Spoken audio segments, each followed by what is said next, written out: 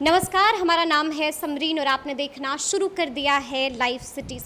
देखिए, गरीबी एक ऐसा दानव है जो अच्छे खासे हुनर को खा जाता है। आपको मालूम है कि गरीबी के इस आग में बच्चों का भविष्य तक जल जाता है। आपको ये भी मालूम है कि गरीबी से कुछ ऐसे लोग भी होते हैं जो निकल जाते हैं, जो इस गरीबी से लड़ते हैं और ख़ुद को साबित भी करते हैं। लेकिन आज जो हम कहानी आपको सुनाने जा रहे हैं वो इससे विपरीत है।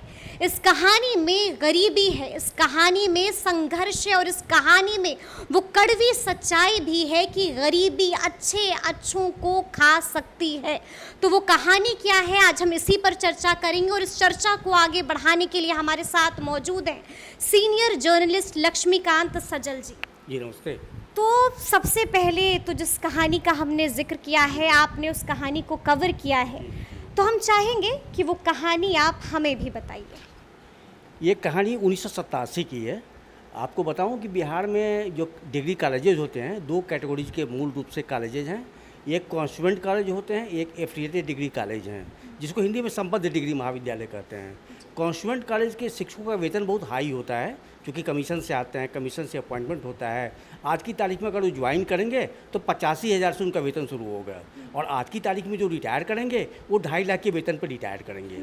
लेकिन जो अपने संबद्ध डिग्री कॉलेज हैं, इनके शिक्षकों को 2008 के पहले एक भी पैसे नहीं मिलते थे। ये इस उम्मीद में ज्वाइन करते थे कि कल को जब कॉलेज टेक ओवर होगा तो हमारा भविष्य बनेगा, भविष्य बनेगा। तो ऐसी ही कहानी है चिंता की। चिंता नाम है। दरअसल हुआ यूँ कि पटना में एक जगह है दीघा। अच्छा। तो दीघा में एक जगह है बालू पर। तो बालू पर उसका नाम इसलिए पड़ा कि वहाँ बालू का कारोबार हुआ करता था। अच्छा। और वहाँ झोपड़पट्टियों का लंबा सिलसिला होता था, जिसमें बालू के मजदूर रहा करते थे, बालू ढोने वाले, बालू काटने वाले। तो उन्हीं मजदूरों के घर झोपड़पट्टे में एक दिन एक लड़की का जन्म हो गया। अच्छा। तो एक तो मजदूर और ऊपर से जन्म हुआ बेटी का। अच्छा। तो माँ बाप चिंतित हो गए। माँ बाप ने उसका नाम ही रख दिया चिंता। अच्छा।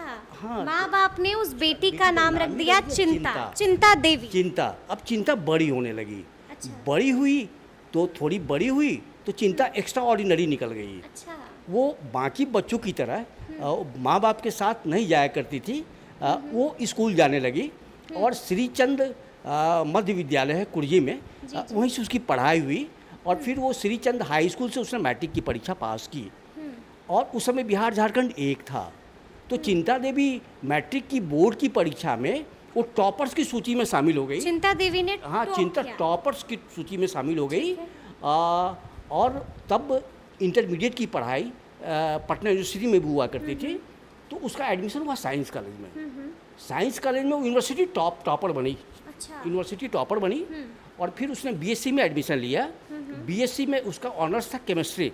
जी। और केमिस्ट्री ऑनर्स में उसका गोल्ड मेडल था। और वो यूनिवर्सिटी टॉपर बनी केमिस्ट्री की। और फिर उसने एमएससी में टॉप किया। अच्छा। और उसके बाद वो पीएचडी की। अच्छा, मतलब लगातार जिस चिंता देवी की हम कहानी सुना रहे हैं वो एक टॉपर थी। मतलब जो मैंने शुरू में कहा कि गरीबी से निकली, गरीबी से लड़ी चिंता। हाँ, मतलब आप ऐसे समझिए कि इंटर से लेके पीजी तक वो पटना यूनिवर्सिटी की टॉपर रही। अब जब वो बड़ी हो गई तो चिंता का एक ही सपना था। अच्छा। कि वो चाहती, जो टैलेंट था वो चाहती तो यूपीएससी क्वालिफाई करके कलेक्टर बन सकती थी, बीपीएससी क्वालिफाई करके डिप्टी कलेक्टर बन सकती थी। वो जिस सर्विस में चाहे जा सकती थी, वहाँ भी टॉप कर। हाँ, लेकिन उसका सपना था कि नहीं, हम कॉलेज में टीचर बनेंगे, कॉलेज में टीचर बनेंगे। और कॉलेज में शिक्षकों की वैकेंसी उस समय 15 वर्षों से नहीं आई थी। तो उम्र ज़्यादा हो गई। तो माँ बाप, चूँकि मजदूर की बेटी थी, तो माँ बाप ने एक बेरोजगार से उसकी शादी कर दी। अच्छा। हस्बैंड चला गया कहीं कलकत्ता नौकरी की तलाश में। अब चिंता की चूँकि शादी हो गई थी, तो माँ बाप ने बगल में एक झोपड़पट्टा किराए पे उसको दे दिया। जब वो झोपड़पट्टे में चली गई तो इत्तेफाक की कुछ काम वाम तो वैकेंसी का वेट कर रही थी। गरीबी थी ही, खाने के लाले थे, चूल्हे जल नहीं रहे थे। तो उसी समय एक दीघा में एक कॉलेज खुला, नाम है अभी भी है वो कॉलेज, कांति इंद्र महिला कॉलेज। अच्छा। जब वो कॉलेज खुला तो उसमें केमिस्ट्री का एक टीचर चाहिए था। तो कॉलेज को जो सेक्रेटरी थे उनको पता चला कि अरे बगल में चिंता है तो केमिस्ट्री के टॉपर है। तो वो लोग चिंता के घर गए और चिंता देवी से उसने कहा कि बेटा हमारे कॉलेज में ज्वाइन कर लो, हम पैसे तो नहीं देंगे, लेकिन अगर तुम्हारी नौकरी पहले हो जाएगी कॉन्वेंट कॉलेज में तो तुम चली जाना, या फिर यहाँ जब टेक ओवर होगा तो रह जाना। तुम रह जाना। हाँ, तुम हेड ऑफ द डिपार्टमेंट रहोगी। कोई ऑप्शन नहीं था, उसने ज्वाइन कर लिया। लेकिन स्थिति उसकी बिगड़ने लगी और एक समय ऐसा आया, उसके 2 बच्चे भी हुए। एक बच्चा 3 साल का था और एक गोद में था। अच्छा। तो गरीबी इतनी भारी पड़ गई कि घर में चूल्हा बंद हो गया, 1 हफ्ते से चूल्हा बंद हो गया और छोटे बच्चे का दूध भी बंद हो गया। अच्छा। वो आटा घोल के पिलाया करती थी, वो भी नसीब मतलब नहीं स्थिति हुआ। ऐसी हो गई, जी। उस टॉपर की टॉपर स्थिति की। ऐसी हो गई कि जी। घर में चूल्हा बंद हो गया, जी। बच्चों को दूध मिलना बंद हो गया। बंद हो गया। और जब 7 दिन ऐसा गुजर गया तब उसने एक दिन कॉलेज में अपने किसी दोस्त से, प्रोफेसर दोस्त से 25 पैसे कर्ज लिए। चिंता देवी ने कर्ज लिए 25 पैसे कर्ज लिए। उस समय 25 पैसे का वैल्यू था। 87 की कहानी है, जी 1987 की कहानी में हम लोग चल रहे हैं। जी जी। 25 पैसे कर्ज लिए और उस 25 पैसे से उसने जहर खरीदे। जहर खरीदा जहर चिंता खरीदा, देवी। 25 पैसे का जहर खरीदा और रात को सोने के पहले उसने दोनों मासूम बच्चों को पहले जहर खिलाई और फिर उसने खुद जहर खाया। और अगले दिन उस झोपड़पट्टे से 3 लाशें निकली एक साथ, 2 मासूम बच्चों की और एक चिंता देवी की। और एक चिंता देवी। हाँ, तो ये अपनी चिंता की कहानी है।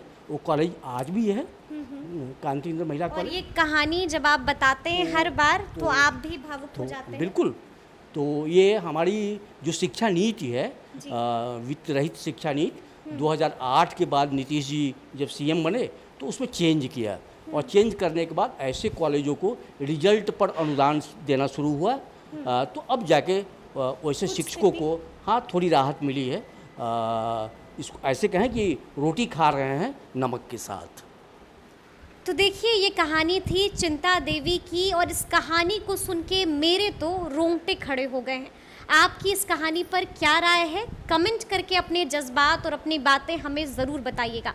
तो इस पूरी बातचीत को आप क्या देखते हैं, कैसे समझते हैं, कमेंट ज़रूर कीजिएगा। तो इस तरह के तमाम अपडेट्स के लिए ऐसे ही हमारे साथ बने रहिएगा और देखते रहिएगा लाइव सिटी। शुक्रिया।